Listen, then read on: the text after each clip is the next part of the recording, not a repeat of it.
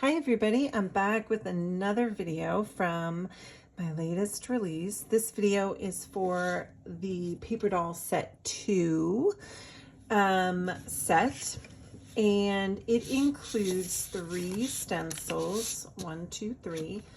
2 are 4x8, and then 1 is a 6x6. And I'm very excited about this set because it's really different than the first one. And the cool thing about it is I have decided to include some faces. So people have been asking, are you going to make one with faces? And so I decided to include some on this set with faces, and I'll show you in a second how you can use this. This one I absolutely love. I think this is my favorite one out of all the sets. She is a potted, like she's a vase with plants coming out. I have several like vase stencils. They were so popular for a couple years, so I just thought it would be fun to have like a plant head lady. And again, for those of you in fodder school, I have a cool way to use her with some of your collage fodder. So let me show you what these look like. So the first one I designed was this one, and it was kind of loosely going for like a Frida Kahlo looking figure, but as I started playing, I wanted her to have roses around her hair. As I started playing, there's so many fun ways to use it. You don't have to include the roses on top. I made a crown on this lady, and she's kind of like a 17th century French lady. Just really having fun playing with these and doodling.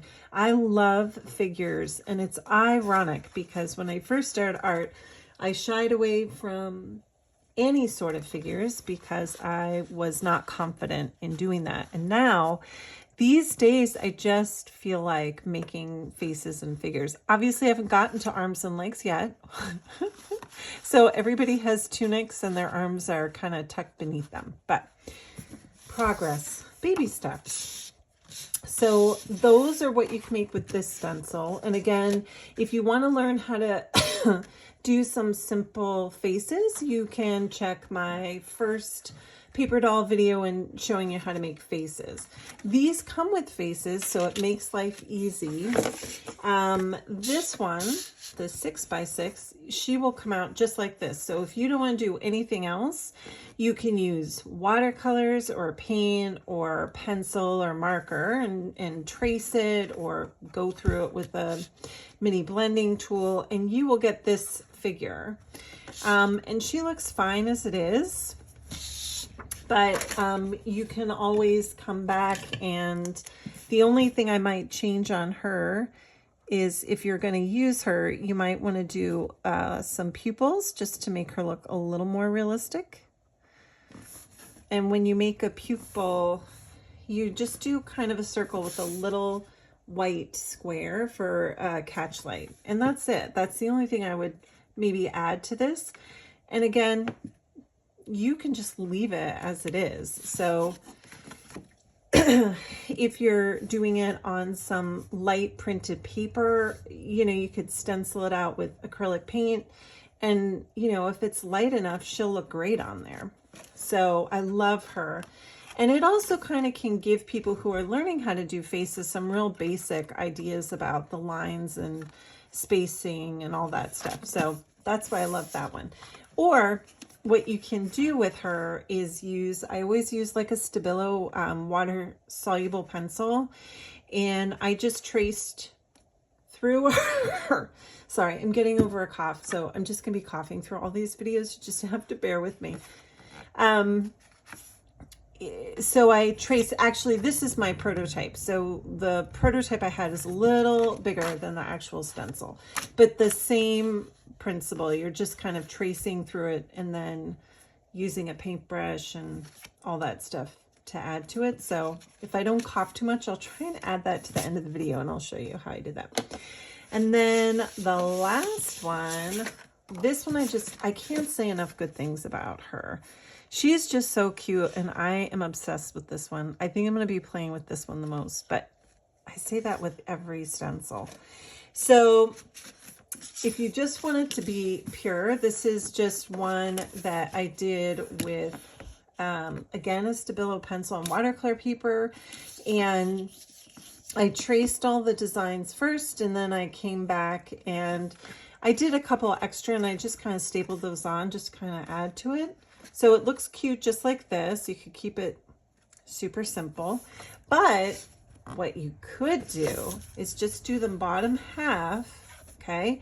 And if you happen to have a lot of floral bits that you're needing to find a use for, like anybody who might be in fodder school, you can go and add all your floral bits. So I have tons of paper flowers that I've cut. Well, actually, this somebody cut out for me. Somebody sent me some, but tons and tons of botanical leaves and things like that that are cut out that you can kind of cluster together and add and make this really elaborate bouquet coming out, because again, essentially I designed her based on the shape of a vase. So why not use her head as a really cool vase to add all your beautiful botanical pieces if you have extras. So I had so much fun playing with that. So definitely think I'm going to be making a lot more of these. Just so much fun. Sorry, knocking stuff over. So real quick, I'm just going to show you how you can kind of build this with a Stabilo pencil. Let me get one.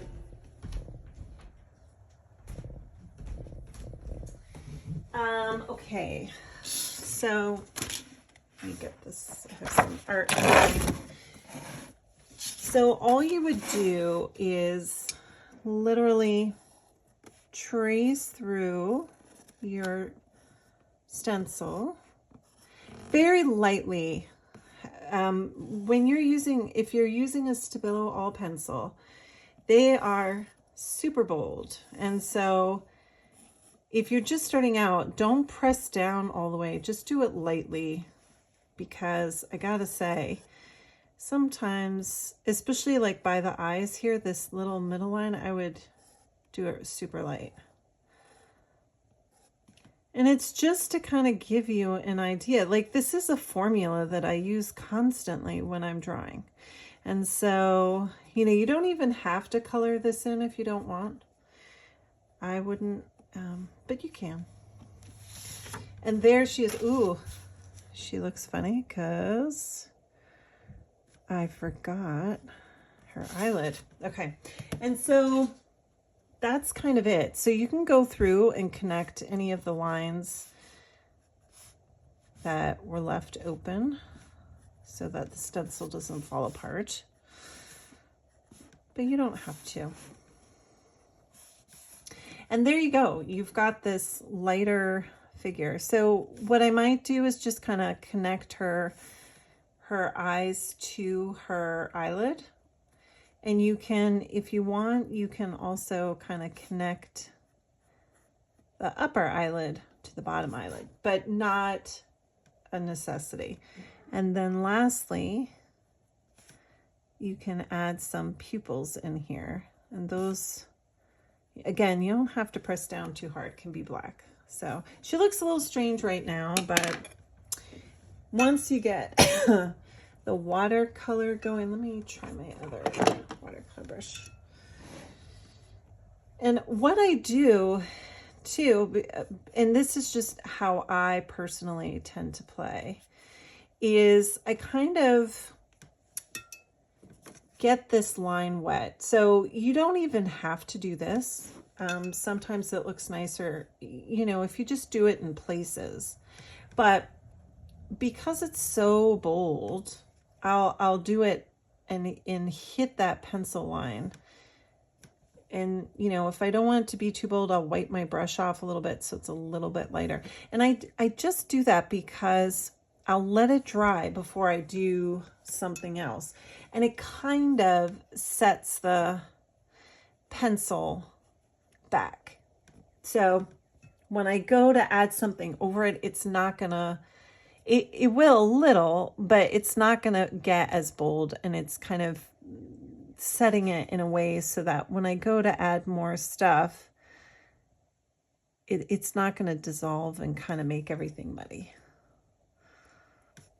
So, and you know, if if you're using the Stabilo, in some ways you kind of have to let go of your expectations, but in other ways you you can like fix things. So like if I feel like, oh, that eye looks too bold, I can pat it and tone it down. It's really kind of up to you. And then for the nose, I kind of make 2 circles already. Got way too much water there, so I'm just gonna pat it dry. And this is like the first layer. So like I'll do this layer and I'll let it dry, and then I'll come back and I'll tweak it, you know, either with pencil or watercolors, and because it doesn't always look the way I want it to look as soon as I do it. So I'll just get it started and then come back. Her eyes are a little bigger than I normally would do. I have to say they're a little large, but I'm going to call that whimsical. I gave her whimsical eyes today.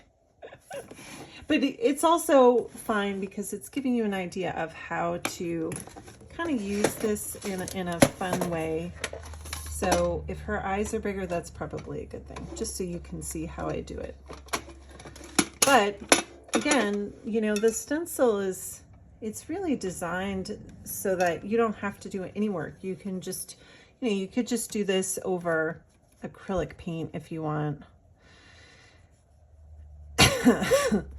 So sorry. This cough, man. I got it 4 weeks ago and I never get sick, and it just lingered. And I've had this cough before, like years ago. I remember it. It's just one of those like not really there, but constantly there coughs. Okay, so now I'm just going in and adding some very watered down. I can hear my boyfriend coughing downstairs too. Ironically, none of the kids got it, just the grown-ups. That's just so funny. And we're the vaccinated people.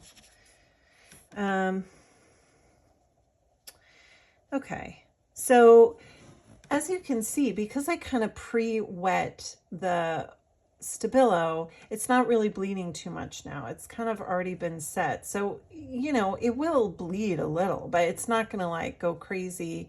And it's just a good way to kind of keep your color pure once you go in and load your color. So that's why I do it as like a 2-step process. That's just me. That's just how I do it. And then I'll add, like, I tend to do the circle cheeks because I'm just always, I don't know, always doing that. And I'll add some color over here, and I can use a paper towel a little bit just to blend it in if I want. Bring down a little bit of a shadow for her, and I'll blend that out because, again,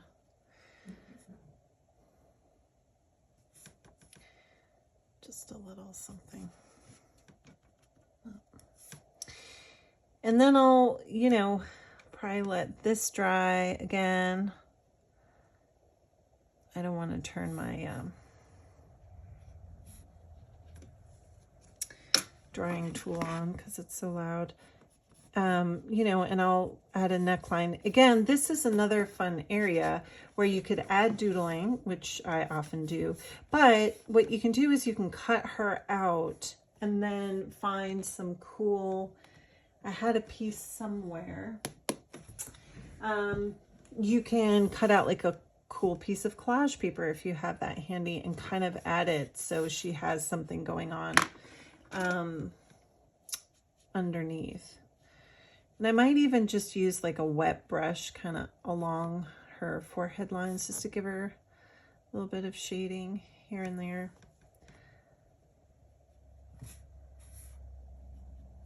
Okay, and her eyes are pretty dry, so like I might go back in and just fix them a little bit. Just add a little bit more of the iris and the pupil a little bit more. She really looks tired.